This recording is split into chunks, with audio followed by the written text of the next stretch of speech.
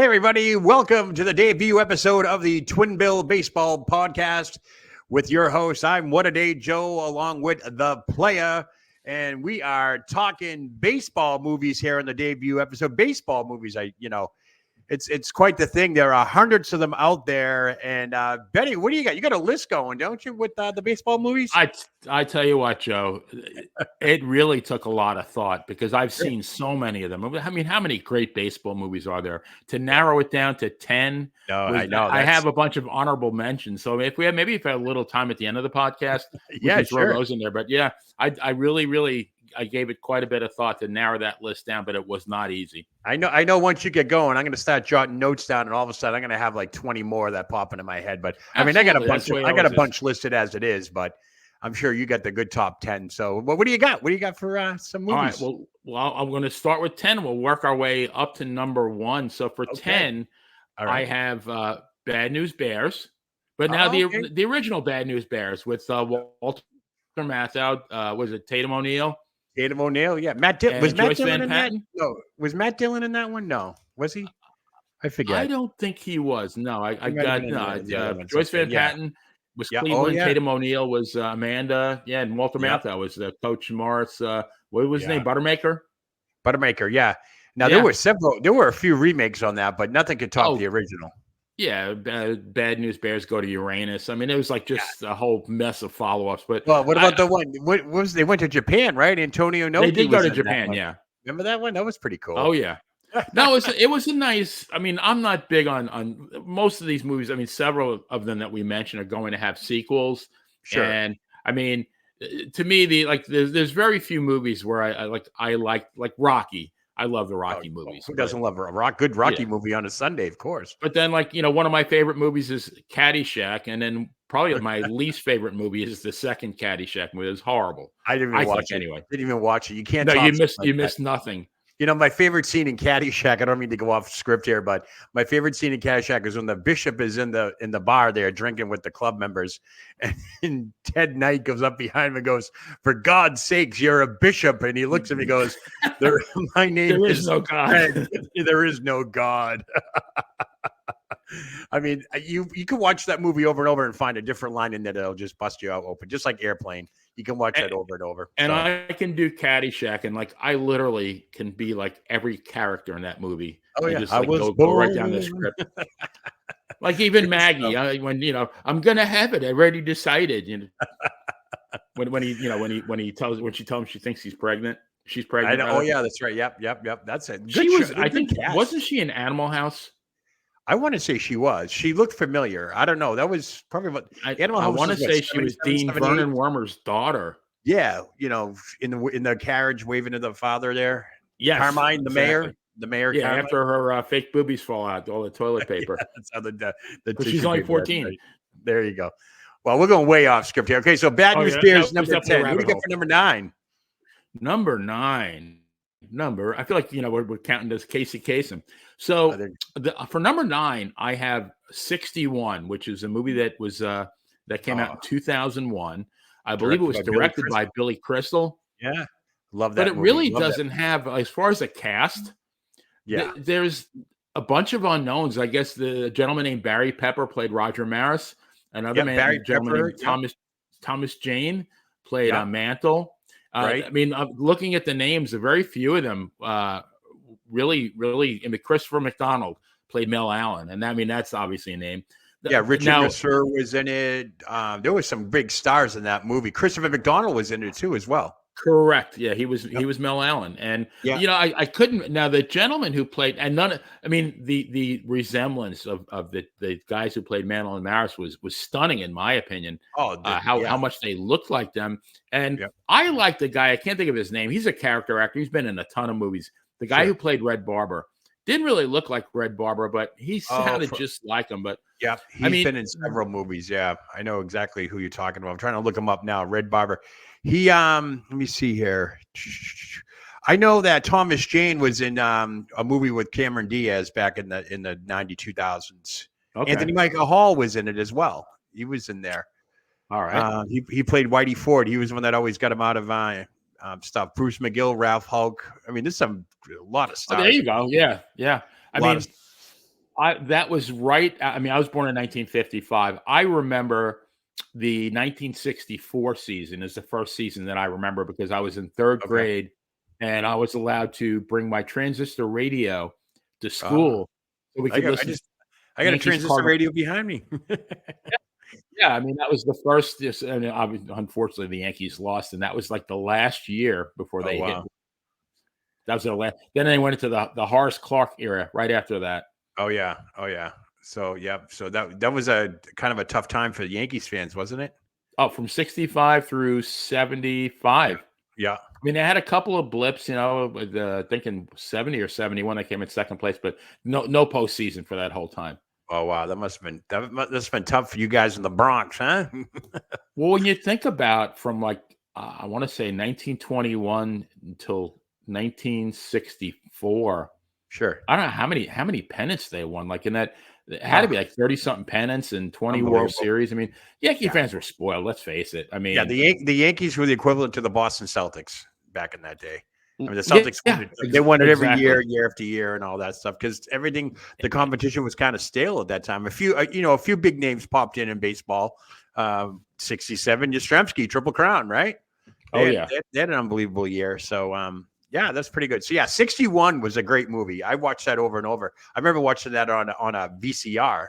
That came out during before CDs and all that stuff. DVDs came out. So I remember that one. That was a good movie. Very good Now, movie. now I have food for thought though for a future podcast. Maybe we debate what the greatest team of all time is. Oh boy, that's a good one, right? One podcast wouldn't cover that. Oh yeah, but I mean, you got to throw the 1961 Yankees in there. Sure, I'm sure, definitely.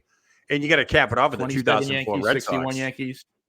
Yeah, 2004 Red Sox should have capped it off with that. Oh, absolutely. No, You know? you got to throw them in there too. But that's a great debate. I mean, that's total hot stove league stuff. We need a whole panel of people on that one. We would, yes. Yeah, from all walks of life. You got to get some Maybe people even in like on that one too. call David Ortiz and have him like as a guest on the podcast. Big Poppy. Yeah. Yeah, there you go. All right, who do you got for number 8? Number 8. I'm having flashbacks to when I was a teenager on Tuesday nights. I've ever heard of Bruce Morrow, Cousin Brucey. That sounds familiar. He's on Sirius XM now, but he was was the DJ in New York. Yeah. Oh, and wow. every Tuesday night at 6:00 on WABC 77, they played the top 20. Oh, wow. And I would sit there with my notebook. What a geek I was. And I would I would record the top 20 survey, and then I would assign points. So number 20 was 1 point. Obviously number 1 was 20 points, and everywhere in between. So and I would keep a tally of each record and how many points it had, because at the end of the year they did the top 100, and I wanted to see how close my top 100 got to theirs. Oh my I mean, they had some over. Yeah, that was beginning of my. You start talking about listening to the radio and all that stuff and writing this stuff. I'm automatically going back to Ralphie and A Christmas Story when he was trying to figure out that puzzle on the radio. That's the scene I'm getting right now with you. So. No, but whenever I hear like number 8, like I think I immediately flash back to like 1969. But my number 8 is one of my favorite movies. I used to watch it with my kids all the time. Angels in the Outfield. Angels in the Outfield. Saw it once. Now there was another version of it in the 50s, I believe. Oh, so it was a remake then? Yeah, that's a remake, but now it's with a twist, because in the original movie, the Angels visited the manager of the Pittsburgh Pirates. Okay. And this was completely different. Great cast in this movie. You got Tony Danza. Yep, I remember that. You got Danny Glover. You got Christopher Lloyd. Is that the one where the foul pole bends or something like that? Yes, it is. Yeah, that is the one. Okay, I remember seeing that. And one of the Ben Williams, one of the outfielders in the movie, was played by a very young and not so famous at this time Matthew McConaughey. Oh wow! Yeah, I'm not sure if it was his movie debut or it had to be pretty close. It's going to be pretty close to that. What year was that? What year was that? Angels in the Outfield was let's see, 1994. Yeah, 94. Okay. 94. That's pretty close to a great debut, flick, I would think. Yeah. Yeah. Wow. It was. I started watching the original, and for whatever reason I couldn't finish watching. I do have the guy's the manager of the Pirates, and they're like atrocious, like the Pirates are most of the time, and the fans are riding him. His job's not in 1980 with Willie Stargell. No way. No, we are family, right? Yeah, that's right. That's right. He was twin MVPs, dual MVPs with Keith Hernandez in 1979. Wow, unbelievable. Yep. That's why we're doing this podcast, Joe. We're we spent a lot of time with baseball. There you go. What do you got for number 7? 7. Now, for 7, I have A League of Their Own, which came out in 1992. And the only reason why this movie wasn't higher on my list is because I despise Rosie O'Donnell and Madonna as much as I love Tom Hanks. But what a great story it is. It's an unbelievable story. I've seen the movie a million times. A little tidbit about that movie, if you will, and you hate Madonna, you're probably going to hate her even more. Carole King sings that song at the end of the movie when when the bus arrives and she arrives. Carole King was slated. That song was supposed to be the theme to A League of Their Own. So when she went to present it to Penny Marshall and all that, Penny Marshall said, "Great, we'll put this in there." Madonna's executives came over to her. It was in Madonna's contract that this used to be my playground. That song turned out to be the theme song to A League of Their Own. And that was written in Madonna's contract as part of her role in that movie. I just found that out. I like the Carole King song better than the Madonna song. But it's just, that's a little tidbit there. So if you hated Madonna now, you probably hate her a little more since, because Penny Marshall, who obviously has passed away, she wanted Carole King to have that song. So they managed to put that song in the movie. However, it was at the end, but actually, no, it's at the beginning. Excuse me. It used to be Playgrounds at the end. It's in the beginning when she's packing and getting ready to go to the field and all that stuff. Now and Forever is the name of the song from Carole King. Great song, by the way. Gotcha. There's a great YouTube video as well. It shows all the scenes from the movies with Tom Hanks, Gina Davis, everybody. Great movie. Great ending too. So really worked out well. One of my favorite movie scenes of all time is when Jimmy Dugan's Tom Hanks is getting ready to board the bus with the team. Yeah. And a couple of kids ask him for an autograph. Yeah. And the kid goes, "Wow, avoid the crap, Jimmy Dugan. Clap, Jimmy Dugan." And then Tom Hanks yells out, "That's good advice." just a great scene. I thought you were going to say when he kisses the chaperone there. By the way, I loved you in The Wizard of Oz. Oh, but yeah, no, it's got a ton of. I mean, it's a great movie. Yeah, the guy the guy who played Squiggy was the announcer. I love those announcers back then. Come on out to the ballpark. Yes. Bring the kiddies, why don't you? I love that movie. It's great movie. Great movie. And kind of a semi-true story, I would assume, right? I mean, it was all about I think it was the All-American, I'm not sure the exact name of it, Women's All-American Baseball League, but they were in business for about, I don't know, maybe 6-7 years. Yep. We had my gym teacher in high school. She was elderly, but she was retiring when I was in high school. Her name was Mary Pratt. She's actually in the movie because she played on one of the teams back in the day. Oh, nice. Yep. They show her pitching or something in the end, when they show, because some of those people at the end are the original people that were still alive from that league. So that was kind of a neat thing. Somebody from the hometown there was in that movie. So yeah, great movie. League of Their Own. Really good stuff. Gina Davis, either she's a great athlete or she's a hell of an actress, because I mean, she just looked like a ball player. Yeah, she's tall. She's tall in real life. She's a what do they call it? Tall glass of water. JoJo calls those guys tall drink of water. Yeah, I get it. There you go. All right, what do you got for? What are we on? Number 6, I think. Is it number 6? So this is kind of an obscure movie. That maybe not many people heard about, is The Scout with Albert Brooks and Brendan Fraser and Diane Wiest, who's the Dr. Aaron, the psychologist, and a lot of therapists in that going on. Yeah. Albert Brooks is Al Percolo, and he gets pretty much banished to Mexico because he's such a shitty baseball scout. And he finds Steve Nebraska. There's this. I don't think he ever did mention where he actually came from, but he was just down there playing baseball with donkeys in the outfield, playing for chimichangas and burritos. And he signs him to this huge multi-million-dollar contract. But Steve Nebraska, and they do a really good job of not quite saying what his issues are, but he obviously has issues. And Albert Percolo, the scout, there's a caveat in the contract that Nebraska doesn't have to play this year unless the Yankees make the World Series. Oh, and okay. at the time he made that caveat, the Yankees were like woefully out of contention. Sure. But of course, the Yankees rallied and they made the World Series. And of course. But Steve Nebraska throws the only perfect game, because not only does he throw a perfect game, but he records 27 strikeouts, and not only that, wow, he records them on 81 pitches. So that's that's just perfect. There should be a name for that. Of course, there's really no need to, because it would never happen. Right, exactly. But my question was after that, where do you go from there? Because the minute you throw a ball, somebody from the stands going to say, "Well, you suck, Nebraska." I mean, you might as well pitch that perfect game, the ultimate perfect game, and just retire, and that's it. You'll have the league leading ERA. You'll have record breaking stats. I mean, I don't know. Yeah, where do you go from there if that was in real life? But Nebraska was the greatest baseball player who ever lived. He even hit a home run in the World Series game. And his passion is doing laundry. He likes to hang out with Al Percolo and watch him do laundry. Even though he's a gazillionaire pitching for the Yankees, he likes to go figure. People are funny. But it's not a well-known movie, but I really enjoy. I've seen it many times, and it's one of my favorites. Obviously, awesome. All right, what's next up? What do you got?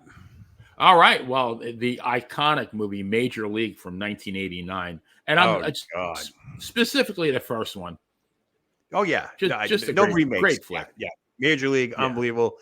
A who's who of characters now that are in that. I remember the owner of the Cleveland Indians. I forget her name, but she was in all the Michael J. Fox movies, Secret of My Success. Margaret Whitten was her name, and she played Rachel Phelps in the movie. Yep. She was in a couple of movies in the 80s and all that. And you got who's the guy from LA Law there? He was in that one. Tom Berenger? That was he's a movie star. Corbin Burnson, yeah. He knocks out Charlie Sheen after they win it.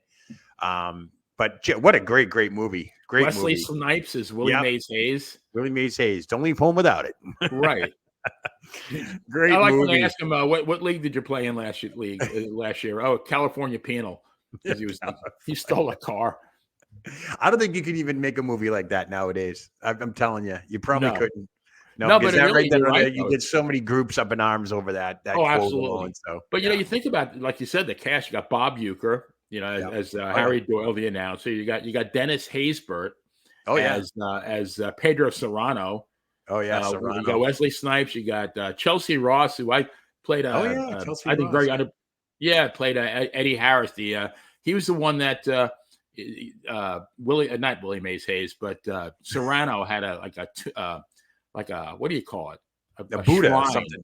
Shrine to Joe Boo, his little shrunken head, and he had rum.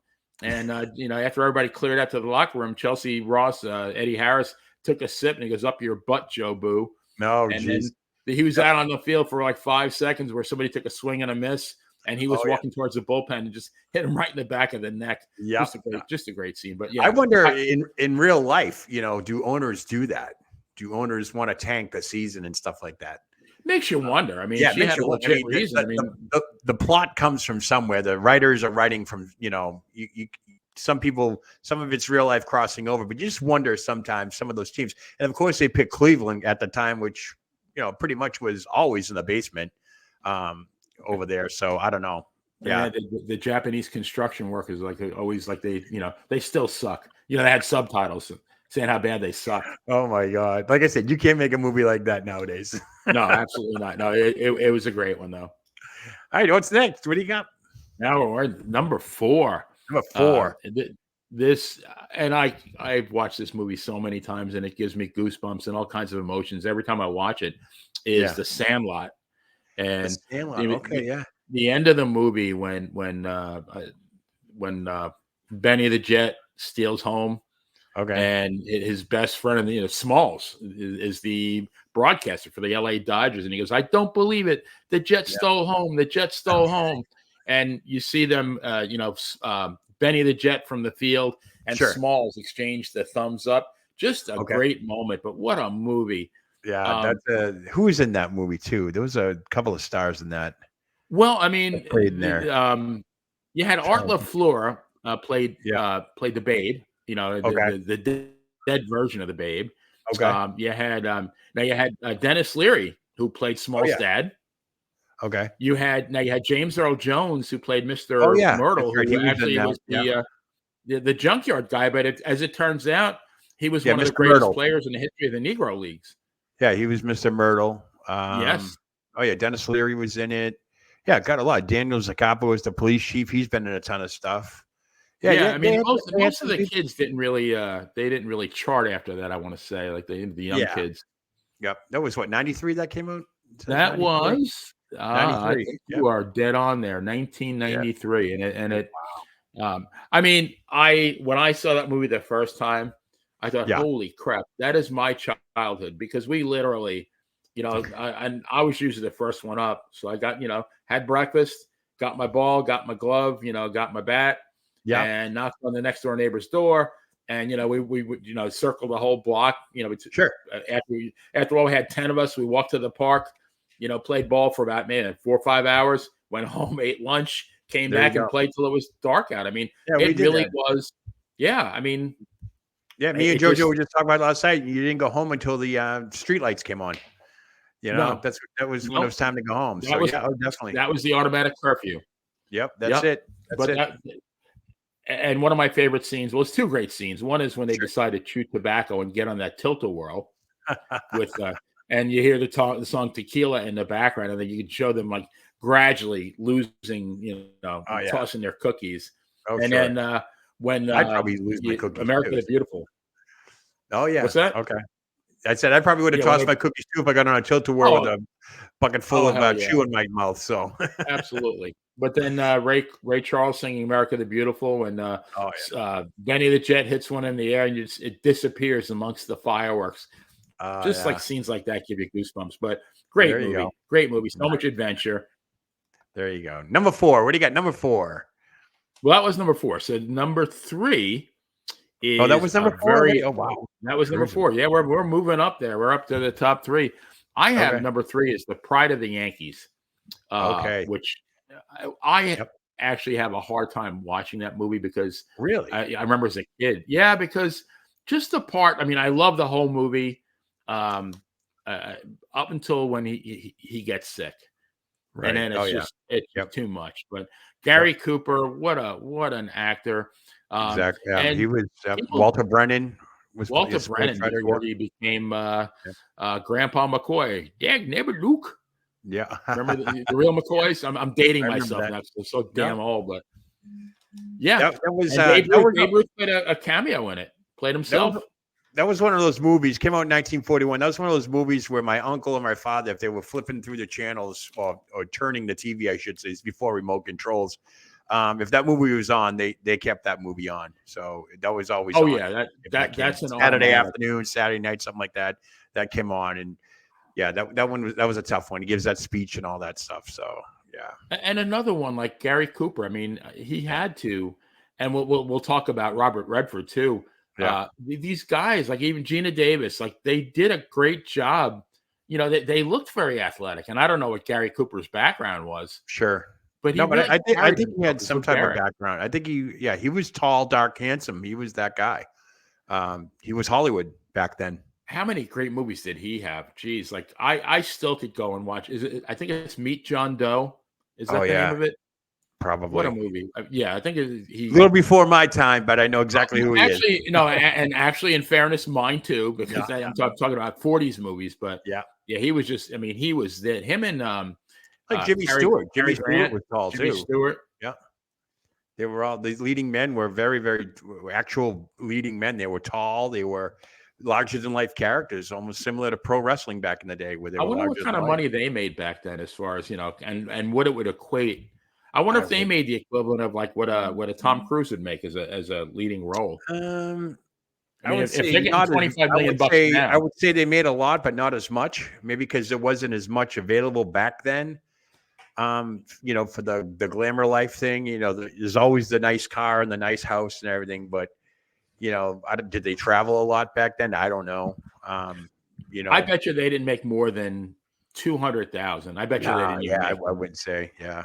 And even if you index that to with inflation, yeah, we'd have to reference that. That could be a whole nother show too. Yeah. Well, you know what? That's a good point because I read. I mean, as a child, I read countless baseball books, and I remember Yogi Berra's book. Oh yeah, and I remember him signing one year for like $7,000. oh my god, And so $7,000 in the early 50s. that's No matter what even if it equates to $700,000 now, it's still for an pales in autograph. comparison. For an autograph. Oh my god. No, I'm saying for his contract. Yeah. Oh, contract. Yeah. His I contract, wonder. 7. Yeah. So I mean, at 700,000 for Yogi Berra, who won 3 MVPs, when these guys are making 30 times more than that. It's funny when you talk about salaries. Real quick, I don't want to go off script, but I was watching a sports show back in 1980, and Tommy Lasorda was on it. I think it was like something like Barbara Walters. You might be able to YouTube this too. And Dave Winfield got the big contract for the Yankees, first multi-million-dollar contract or whatever. And Yes.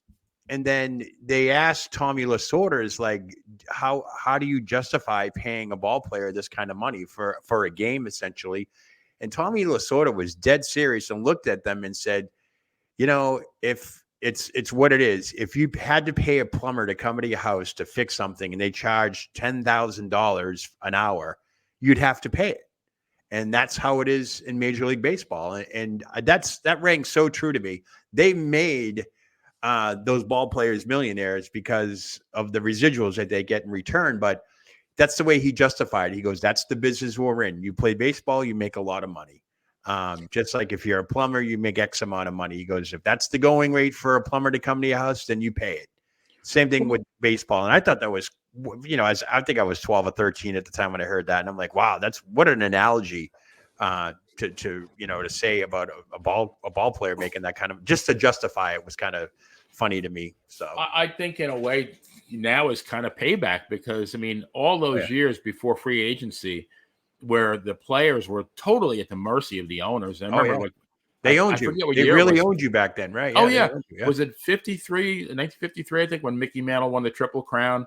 He hit I think it was maybe 56. Yeah. But he hit like 53 homers. He hit like 353.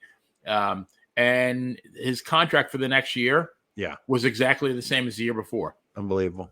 Right. And what leverage do you have? Oh, most of them represented themselves too back then, I believe, too. They didn't have agents. Oh, yeah, they mailed the contract to your house. Yeah, they went to your house. The owner literally and the manager would come to your house. Yeah, do you want to play for us? You want to play ball? Sure, okay. Let's do it, My parents used to have this Italian saying, "Okistu gats," which literally means like this or balls, but it's like go have some pasta fagioli, huh? Yeah, my dad would say, I'd say, "Hey, Dad, what's for lunch?" He'd say grilled cheese, and I'd say, "I don't really want grilled cheese." He'd go, "Hey, okistu gats, like take it or leave it." So it was the same thing with a contract back then. Yeah, because you couldn't say, "Well, I'm not going to play for you. I'm going to play for somebody else," because you couldn't do that. So you were like blackballed. Once free agency came into being, I really think that the players, I think they got way, way, way below their market value for years and years. Oh, definitely. And then once free agency came into being, into play, then they started making what they probably should have been making. I don't see more money and less rules and all like that. It was crazy. Yeah. Right. You see the ball players like Yastrzemski, 67 Triple Crown, probably made peanuts back then. If you do something like that nowadays, it's in your contract, you get like a $20 million bonus or something like that. But I can't imagine. I wonder because Yaz is still around, right? He's about 83. Yeah, he's up there. Yep, 83. Yep. But I wonder what he made, and I wonder how he feels. Like what kind of money he would have made if he was playing now. Yeah, you'd have to have a conversation with him in a bar room for that, because I don't think on the record he would say anything legitimate, so to speak. He'd probably give you the general term that the blanket statement that everybody gets. You'd have to have a real conversation with them, because I am sure you got the Jim Rices and the Fred Linds and the Kyle Yastrzemskis, and I'm sure back in the day, even Reggie Jackson, Mr. October. I couldn't even tell you what he was making, and he's the one that set the record for the home runs in the World Series. So I don't think Reggie ever made more than like say $300,000 or $400,000 a year. Isn't that crazy? That's absolutely crazy. And again, even if you jack it for inflation, you're maybe talking like maybe $2 to $3 million Yeah. I mean, reserve outfielders make that kind of money, and so that's another example. I wonder how a Reggie feels about what the kind of jack these guys are making, and like, do they wonder like, man, I was born way too early because I would have. Although I think they were well, like it's got to be. It's like got to be similar to pro wrestling. You get the Ric Flairs and the Hulk Hogans who pro wrestling days traveled 360 days out of the year and made a fraction of what some of these guys make nowadays. Right. And they'll say they're the founders of the sport and all that stuff. They got to be rewarded in some way. I mean, there's got to be some type of give back to Major League Baseball, to all these players who, pave the way for these guys to make that kind of money. Right. There's got to be something. So I would think so. I mean, I think most of them are getting some kind of pension. The sad thing is, well, not sad, but I mean, they're probably making more with their pension now than they actually made as a player. With inflation and all that, I'm sure they are. There's no doubt about it. There's no doubt about it. All right, what do you got? We're up to number 2 now? Number 2, the runner-up, and boy, this was tough. Well, number 2 is The Natural. Oh, love that movie. Oh, love that movie. Robert Redford. I want to... Speechless. We're both speechless right now. Right, because I think we both talked about it offline. How many times, like I've seen that when he hits the home run and it explodes the lights.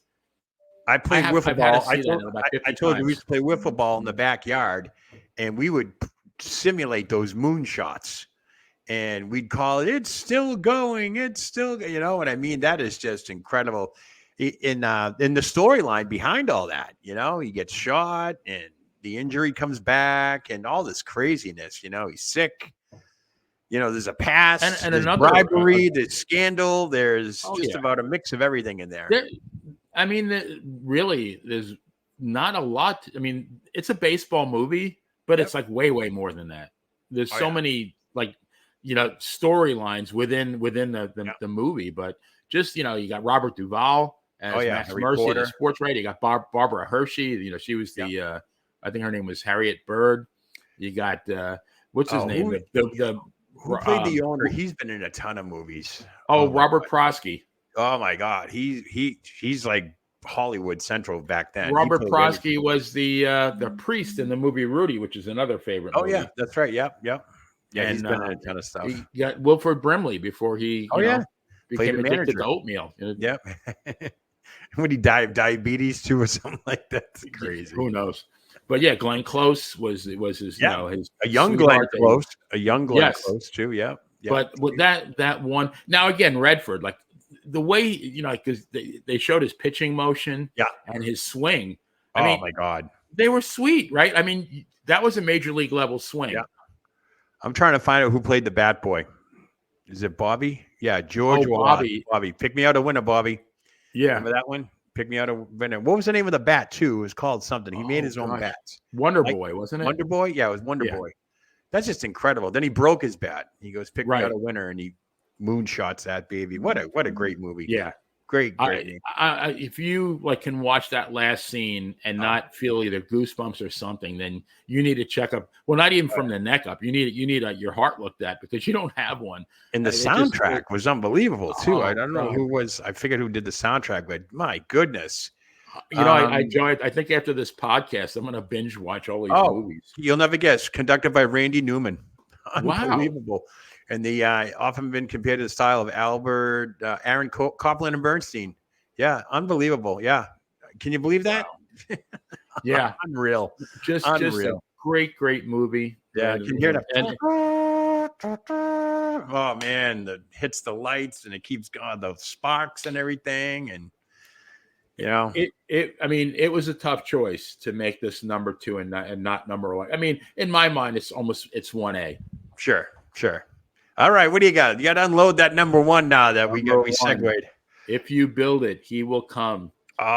Field of Dreams. And then, to me, this will always be the GOAT of baseball movies. I'm going to show you something right now. You ready? Because now we're taping this. I didn't know you were going to choose that as number 1, but I queued something up just for us. You ready for this? Sure, ready. Hey, is this heaven? No. It's Iowa. Oh yeah, could have swore it was heaven. Oh my God. Dyersville. You've been there, right? You told me you've been Many there. times. I actually hit a ground rule double into the cornfield. It was like one of the greatest. Oh, They just had some random guys. I guess they were volunteers. yeah. And this place is literally in the middle of nowhere. Wow. And it's exactly, I mean, it was, I don't know how it is now. I haven't been there in a little bit, but exactly like it looks in the movies. Just, you had people, they brought their gloves. You could play in the outfield, shag flies. Yeah. Some guy was pitching, like, BP, and you got to get like 10 swings, and I nailed one into the cornfield. What a thrill. I mean, and I ran the bases. And I'm in Centerville, Iowa, and we're a few hundred miles away from Dyersville, but it is on my bucket list to get up there. Oh gosh! Spend the night. You can spend the night in the house. That actual house is still there. The room is still there. You can actually stay in that house for a night. I think I'm going to add that part to my bucket list. Yeah, because that. But I do know they block it off for the first couple of weeks in August because they do have the pro game up there. Major League goes up there and plays the game now every year. That's on the schedule. I think it's I think it was the Yankees that did the first couple of games up there. I think Yankees White Sox was the first. Yeah, Yankees White Sox pinstripes. Yep, they were there. So it's a great experience. I mean, I've seen it online. I want to live it. You've lived it. I want to get up there. It's on my bucket list, no doubt about it. Everybody in that movie plays their part to perfection. Kevin Costner, you got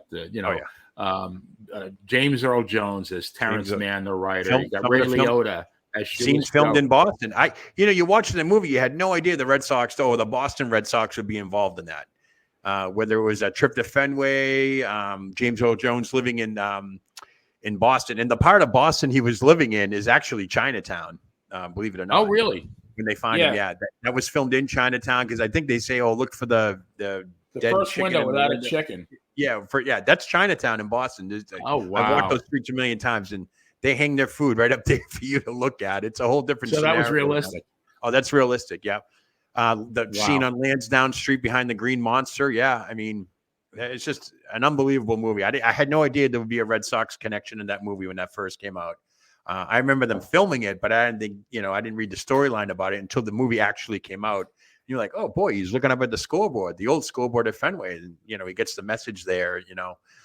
Just a great movie, great movie. And what's his name was in it? The Doc. Who's Doc? Oh, Burt Lancaster. Burt Lancaster. He was like Graham. Yep. And Dwyer Brown, who actually I was friends with on Facebook for a long time. Okay. Played John Kinsella, who was, appeared in the end as Ray's dad. Yeah. Yep.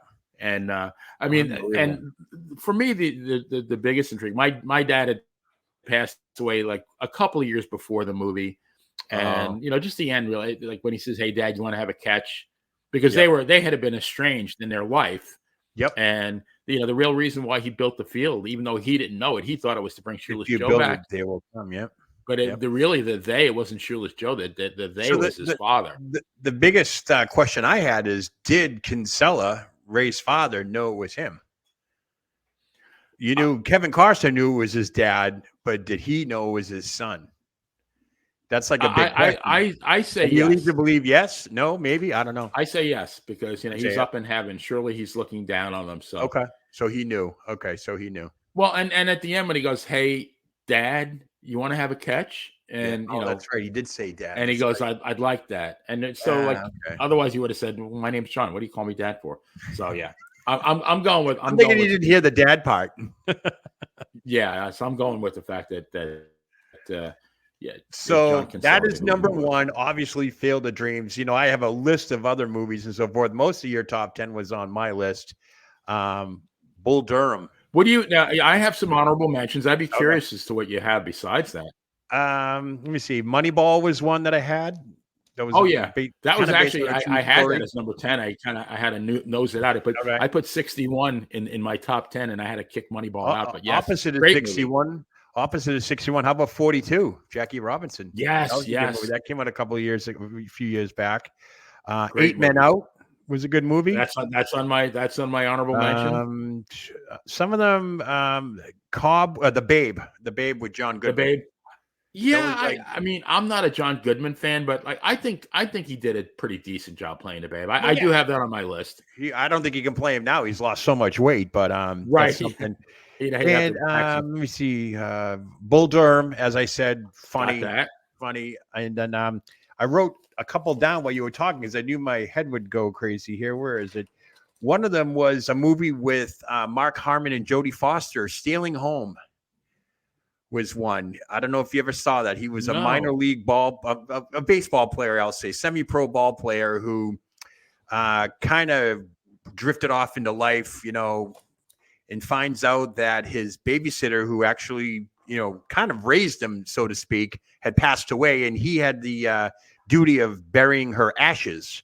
So he had to come back home and reunite with his friend, his ex-girlfriend, and all that stuff. And he was in the movie. He stole home a lot, and that was one of the things there. It's a sentimental favorite with that one. That was a good movie, Stealing Home. Now, how about? And I'm surprised we haven't. I'm sure you're going to recognize this movie. Sure. Fever Pitch. I have that. I was about to say that. Fever Pitch. Oh yeah, with Drew Barrymore. I love that movie. But it's a baseball movie per se, but it's based on, it's not it's more like I don't know, what's the word I'm looking for? It's not like Pride of the Yankees and things like that. No, I mean, it's more centered around the 2004. About a guy who's he's obsessed with the Red Sox. Yeah, it was crazy because that movie was being filmed in 2003 when they went to the ALCS, and then Tim Wakefield gave up the dinger to Aaron Boone, and we lost the series. Oh, and the Yankees went on. They started filming that in 2003. Amazingly, in 2004, we get back to the World Series, and Drew Barrymore and Jimmy Fallon were able to film the ending scenes in St. Louis. Wow. Okay. So, Fever Pitch was a good movie. That was like a really good movie. Cute movie. I had that on definitely on my list of honorable. But there are Mr. 3000 was one. Oh yeah, Mr. 3000. He didn't get that 3000 hit. He had to go back and get it, and so forth. And For the Love of the Game. That was For the Love of the Game. Kevin Costner again. Yeah. And another movie that I kind of like, that really you don't find baseball movies that cover scouts or in a serious manner. Trouble with the Curve. Oh, with Clint Eastwood, Justin Timberlake, and Amy. Hilary Swank Amy Adams. Is the girl? Amy Adams. Amy Adams. Okay. Girl. She's a hotshot lawyer and all that stuff, and has to go take care of her dad and check on her dad. Very good movie. And you find that the kid who's cleaning the hotel room playing catch with his brother, and she goes, "I heard it." And Clint Eastwood's like, "What do you mean I heard it?" I go, "I heard it." She was taught how to hear the fastball hit the mitt. Yes. You know if it's legitimate or not with the velocity. Correct. And he's like, "Oh, you heard it." And amazingly enough, he goes up against the kid who called him Peanut Boy and all that stuff. And that's a good movie. It's a really good movie. The kid from Scream was in it too. He lost his job. Oh, we got a dog in the house. Who let the dogs out? The fan club. She's in the Tony Rose fan club, because I had Tony Rose on my wrestling podcast, and she went nuts. And I said, "Oh, that's your number one fan." Oh, wow.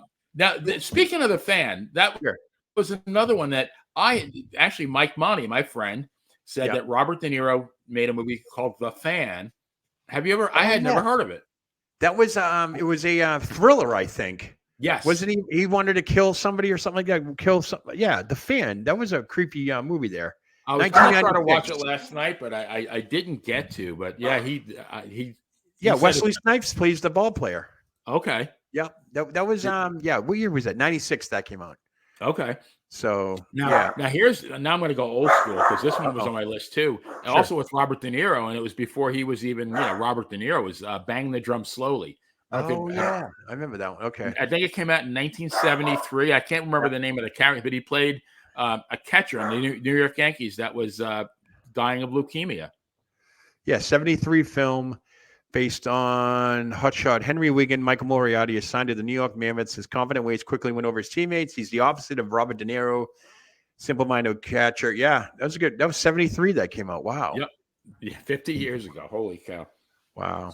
Same year I graduated high school. I just had I didn't go. I should have gone. My high school reunion was about 3 weeks ago. But that's right. Wait, was that 50 years? Yeah, 1973. Wow. It's so hard to believe. And then, you see these pictures of people on Facebook. It's like, who's that old person? Oh, wait, I sat next to you in social studies. Yeah. Put your high school yearbook photo up. You're better off. Right. And I'm thinking, like, well, how come I look so young and you look so old? But then you think, like, maybe somebody looks at your picture and says, man, that guy got old. Who knows? But I think that's it. Oh, I have one more. Yeah, what do you got? I have The Rookie. The Rookie. I had that written Dennis down. Quaid as Jim Morse. He was a brilliant prospect. His arm went out, and he went from being a high school baseball coach back to a major league rookie at the age of, I think, 37, played for the Tampa Bay Devil Rays. Let me compound that and go rookie of the year. The kid from American Pie, Thomas Ian Michael, whatever his name is. Yes. With the broke his arm, got it reattached, and ended up throwing 100-mile-an-hour fastballs for the Chicago Cubs. Gary Busey was in that. That's right. And who's the little big league as well? The trainer there, whatever, was the guy from Home Alone. I forget his name. He was one of the burglars in Home Alone. Oh, Daniel Stern. Daniel Stern. That's his name. I remember that. Yes, that was good. That was cute. He was in Celtic Pride and all that stuff too. So yeah, that was crazy. Yeah. Is it Little Big League where the kid inherits the Minnesota Twins? Oh, I didn't see that one. What was that one? I think it's called Little Big League. I've seen it once or twice. Yeah, wouldn't have made even my honorable mention, but I've seen it. It's a cute movie. Yeah, the guy's grandfather leaves him the team. Yeah. And I believe, I don't know if he manages the team as well, but he's an 11-year-old kid in 6th grade playing ball with his friends. Now he owns the Minnesota Twins. Unbelievable. And Timothy Busfield was in it. Same he plays in Field of Dreams as well. Yeah, he was in Field of Dreams. Ray, you got to sell, Ray. Ray, you got to sell. They're going to take this. Right. You got to sell, Ray. Mark. Yep. His name was Mark. Oh, yeah. That's right. That was You will go bankrupt. Yeah, you will go back. There's so many good movies out there. Unbelievable. What a great debut for a podcast, huh? All these movies and stuff. Just about baseball. I mean, wow. Just amazing. Absolutely amazing. But was that all we got? I think that's what I have. I wrote down a whole bunch, and you pretty much covered everything. Yeah, I think between the two of us, yeah. There might be some obscure ones, but most of them we've talked about. The Rookie, everything, The Natural, love The Natural. Unbelievable. Yeah. I don't think we missed. I'm sure people listening to this, we're going to see, well, what about, fill in the blank? And don't count the sequels, folks. You can't count the sequels. Right. But I mean, if there's, if we missed one, I definitely want to know. And if I haven't seen it, I definitely want to see it. Yeah. Billy Beane, Moneyball. I know I mentioned that one, but, the following year he went to the Red Sox. Well, he didn't go to the Red Sox. He got interviewed by the Red Sox, but the Red Sox took his what do you call it? His, what's the word I'm looking for? The way he was, paying the players for performance and all that stuff. He took that the incentives. Drawing a blank on what it is, but took his idea of how to change the game. And next thing you know, they won the World Series. The Red Sox really won the World Series. Right. Outside of Big Papi, there were a bunch of no names on that team. It's very. I mean, were they using like sabermetrics? Is that what you call it? Like something like that. Jonah Hill played that guy. He stole from whatever the team it was. I think the Indians. He went to Yale. He was a money man. He's like, look at this guy walks so many times. Walks equal runs. This guy gets hit by pitches a lot. That equals a lot. Yeah. And guys who that they normally wouldn't even think of picking. He'd say, well, his on base percentage is 370. Yeah. Yeah. He gets on base, so he's going to score runs. Then you wonder how true it is, how he, like him and the manager, was it Art Howe he had problems with from Oakland? Yes. Just telling him, you got to start this guy. And he's like, no, I refuse to. He's not playing well. Then he trades him. Now you have to start this guy. And he's like, you're killing me. You're taking away my team. And he's like, right. It was his way of saying have faith. But, just a lot of ego involved, I guess, in that. No, that's very underrated movie. That's a great baseball play. Yeah, it's a long, drawn-out movie, too. The girl who plays his daughter actually is a real singer. She's in she plays the daughter in Ray Donovan from Showtime. Okay. All right. Did not know that. Yep, good stuff. So everyone gets their start somewhere, I guess. Oh, yeah. But, yeah, I think this was a great way to kick off a baseball podcast talking about baseball movies. I mean, there's so many topics we can talk about. We can talk about money. I mean, the greatest teams of all time, greatest player of all time. We'll definitely think of another topic for the coming week and so forth. But this has been a hell of a debut talking baseball movies here on the debut episode of the Twin Bill Baseball Podcast with What a Day Joe and the Playa. But you got anything else there, sir? We all set? I really, when the minute we agreed to do this, I was so excited because I'm excited too. I just love talking about baseball. I've loved it. I went to my first. I'm a little bit older than you. Yeah. I went to my first game, and it was ironically Yankees against the Red Sox. It was a 20-inning game in 1964. Wow. And one of my great base, and I wrote a story. I submitted it to a baseball website. I haven't heard yet back from them, but there was a game in 1965. It was the Yankees and the Twins. and both Mantle and Maris homered in the same game. Oh, wow. So did, I believe, Phil Linz. Remember him? Okay, yep. The harmonica guy. And then my cousin by marriage for about 15 seconds, Joe Pepitone. Oh, yeah. I think one of his wives was my cousin. And then, but there was a guy named Ross Moschito, which most baseball fans would never have heard of. Wow. He was number 53. I think he only had 9 at bats in the major leagues. No kidding. Or maybe 27 at bat. He played in over 100 games, but he had like very few at bats. They called him Mickey Mantle's legs. So, wow. 65, 60. It's 65. Mantle was at the end of the line. He was, in his late 30s, breaking down. So Moschito would go to spell him, like, maybe the 8th inning, where enough to give the Mick a rest. And by then he rarely would get in at bat. But the game I went to against the Twins, he hit the left field foul pole, and it was his one and only major league home run. Unbelievable. So I was there for that. What was it? He hit the foul pole at Yankee Stadium? Yeah, the left field foul pole. And how was it? 314 down the line with small. Yeah, like 315 or something like that. It was. I mean, it wasn't a bit. It was a chintzy shot, but nice. That was it. It hit the foul pole. It was one and only major league home run. I was 7, 8 years old my first time at Fenway Park, and I must have gone. I think I've sat in almost every seat at Fenway Park. I'm not kidding you when I say that.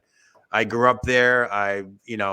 The old joke in Boston is, when Bostonians wake up, they only care about 2 things in the morning, and that's the weather and how the Red Sox did. Right. And that's how you grew up. There was always a Red Sox game on, from spring training all the way to October. You've lived in a story town, baseball town with the Yankees and so forth. Red Sox in Boston, synonymous. I mean, when you think of baseball, who doesn't think of Red Sox Yankees? I mean, it's just it's I have to say though, and I'll tell you a story. My nephew wound up moving to Boston and got married there, and my son Dan, who now lives in Minneapolis, was in the wedding party. Okay, and so he traveled to Boston. My son Dan is a diehard Yankee fan, like I am. Sure. But he wore all his Yankee gear. They went to a game at Fenway Park. My son wanted to go to Fenway Park, and he said he was treated very nicely by the Red Sox fans. They're good fans. They're passionate, but they're good people. We're knowledgeable fans. Yes. I've heard that. I've been to a couple of games outside of Boston and so forth, but very knowledgeable, very courteous. I've seen some of the videos from Yankee fans and all that stuff, and it is what it is. But everybody's passionate. They're both passionate towns and so forth. But most people, I mean, back in the day, going to a ball game, were there to actually watch the ball game. Yeah, you cheered your home team on, but I can tell you, I sat right behind home plate when I first saw it. I think it was 85, 86. Mark McGuire and Jose Canseco came up, and they were hitting back to back. And I looked at these guys. I go, these guys, something tells me they're going to change the sport, because they were huge. Yeah, they weren't your average ball players. They were hitting foul balls like they were playing tennis.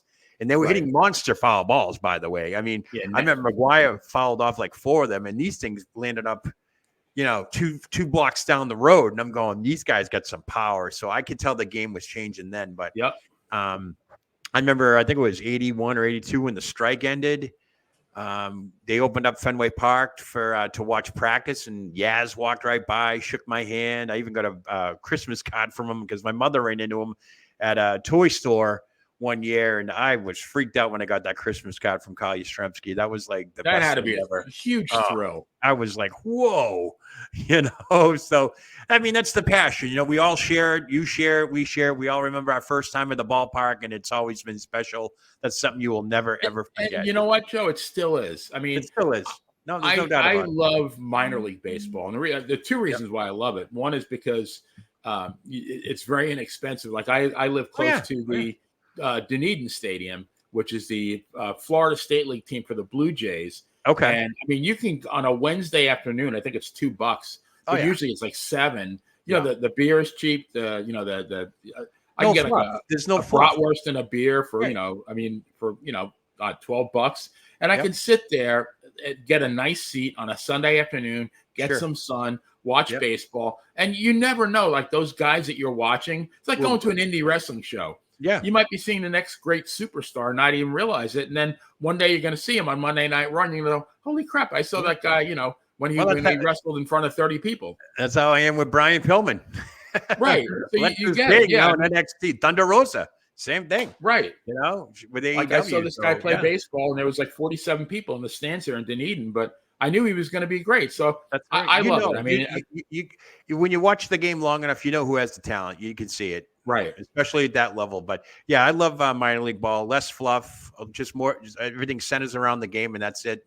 There's no outside interference. And these guys are hungry. Like they don't have the $1 million contracts. They're looking to make the millions, the $1 million contract, but they're hungry. They want to get to the top, and they obviously love baseball, but they're not making good money down there for sure. Nope, I hear you. But nonetheless, this has been a great debut podcast for the Twin Bill Baseball Podcast. Next time, we'll let everybody know. We'll promote the show as best we can. But if you can follow, like, share, whatever you can do, comment on the show, that'd be greatly appreciated. That's going to do it for me. What a day, Joe. Benny, you're all set? Yes, sir. All right, the player. We are out of here, folks. I want to thank everybody, and we'll see you next time. Have a good one, everybody.